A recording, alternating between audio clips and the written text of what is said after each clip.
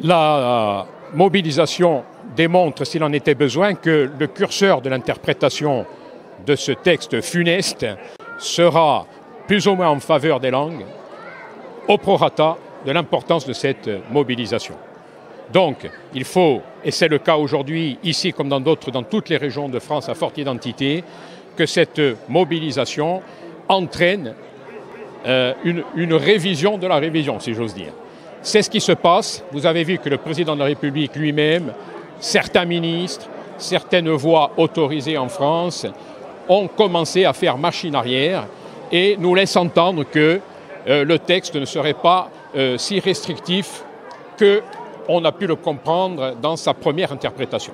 Acceptons-en l'augure. Il faut véritablement que le gouvernement, les forces rétrogrades, jacobines, qui ont pris en otage une large majorité qui s'était clairement exprimée dans les deux chambres de la représentation française, le Sénat et l'Assemblée, ne confisquent pas cette nouvelle France qui est née, qui respecte sa pluralité, qui respecte la richesse que constituent ses terroirs et ses langues, perdent la partie.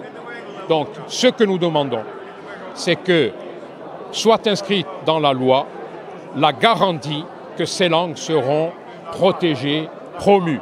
Parce que sinon, nous aurons toujours l'épée de Damoclès de l'article 2 de la Constitution française qui stipule que la langue de la République est le français.